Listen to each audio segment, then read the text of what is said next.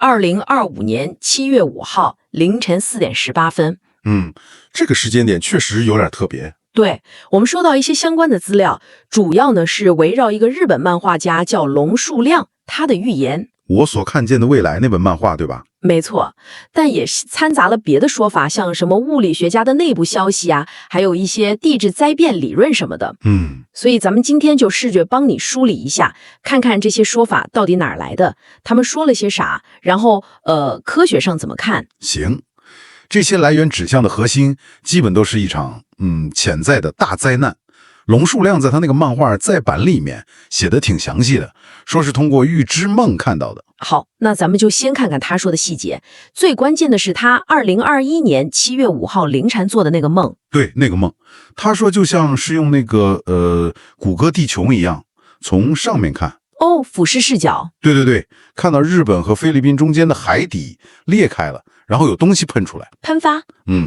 然后就是巨大的海啸往太平洋周围扩散。哇，这画面感很强啊！他有说具体多严重吗？有，他说可能导致日本靠太平洋那边大概1/3到1/4的陆地会被淹掉。1/3到1/4。对，而且海啸的高度，他说是311大地震那次的3倍。3倍？对，那可是非常非常高了。是啊，更吓人的是，他说看到海底隆起来一块新的大陆。新大陆？直接把香港、台湾和菲律宾连起来了。等等，连接香港、台湾、菲律宾，这个在地质上可能吗？听起来也太……这个确实跟我们现在理解的地质活动差的有点远，咱们后面会聊科学界的看法。好，还有一点，龙树亮他还特意区分了大灾害和大灾难。有什么不同吗？他说大灾害是指像311那种天灾，但2025年这个大灾难呢，他好像在暗示可能不完全是自然的。人为因素。有点这个意思。他还说梦里看到2条像龙一样的影子从东边，就是太平洋板块那边飞向那个灾难源头。哇，除了他的梦，还有别的来源提到这个日期吗？有个叫宝江邦夫的日本物理学家，他也公开说过这个日期。物理学家？对，他说他从他觉得很可靠的渠道了解到的。什么渠道？据他说是 NASA 还有美国政府内部的人，说是确认了2025年7月5号凌晨4点18分这个时间。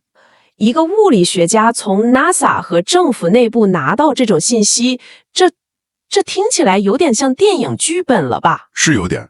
他提了2种可能，根据 NASA 那边消息呢，他猜可能是小行星碎片撞地球，因为能提前预测。对，他说只有这种天文事件才能提前这么久还这么精确。然后根据我政府那边的说法呢，就更离奇了。说说看。说原本有个计划是人为的，想让一个废弃的大卫星在特定时间掉到海里，伪装成陨石，然后引起海啸。对，就是这个意思。不过宝江邦夫也说了，这个计划据说是因为川普上台，后来就取消了。这信息量有点大啊，还有别的吗？像古代预言什么的？也有人会提到，比如那个霍皮族的预言，说什么天空之城坠落，但这个联系就比较牵强了。好吧，那我们回到现实一点的层面，科学界怎么看这种短时间内发生这么剧烈的地质变化，或者说精确的灾难预测？这个呢，其实涉及到地质学里2种观点了。一种比较小众的叫灾变论。灾变论？对，就是认为地球历史上发生过很多次突然的剧烈的变化。比如有个叫哈伯德的提出地壳位移假说。地壳位移？说2极冰盖不平衡可能导致整个地壳突然动一下。爱因斯坦一开始还挺感兴趣，后来觉得好像动力不太够。还有个叫托马斯的，认为太阳系穿过什么宇宙的特殊区域，会导致地球磁极颠倒，然后地壳变动，文明重置好几次了。听起来也很戏剧性。有什么证据支持吗？支持者会举一些例子，比如在西伯利亚发现的芒蟥象，嘴里还含着热带植物。这个我知道，好像是瞬间冻住的。对，还有就是在很高的地方发现海洋生物的化石，他们觉得这说明地壳有过剧烈抬升。那主流科学界的看法呢？主流地质学嘛，更相信均变论。均变论就是说地球的变化是缓慢的、逐渐的，就像我们现在看到的板块运动，一年也就动几厘米。这个比较符合常识，对吧？你想想，台湾岛形成都用了1亿多年，所以像榕树亮说的那样，咣一下冒出来个连接香港、台湾、菲律宾的道路，确实，按现在的理论不太可能。是的，很难想象。那小行星撞击呢？或者那个卫星计划？小行星这块 NASA 就是美国宇航局，他们一直在监测。目前的公开信息是2025年没发现什么有威胁的小行星。至于火山嘛，菲律宾海那边确实有个超级火山叫阿波拉级。超级火山？对，非常大。要是喷发，肯定影响巨大，但现在也没什么要喷发的迹象。日本南海海槽那边地震确实很活跃，风险也高，但位置跟龙书亮说的那个点又不完全一样。那前面说的地壳位移、磁极翻转呢？这个你看，南极挖出来的冰芯记录了100多万年的气候信息。这跟几千年就来一次文明重置的说法有点对不上。好像是。地磁逆转呢，确实有这现象，而且最近好像还加速了。但主流看法是，这个过程对地球影响没那么夸张，肯定不会导致地壳咔嚓一下就大挪移。明白了。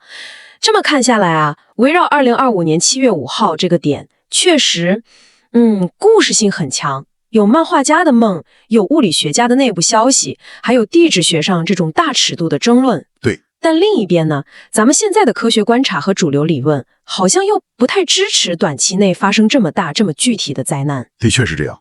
榕树亮自己也说，他公布这些主要是想提醒大家要有所准备，思考怎么应对危机。所以也许这些预言呢、讨论呢，不管真假，它更多反映的是我们面对未知性时那种普遍的焦虑感吧。是的，人们总是想给未知找个解释。对，想找到某种规律。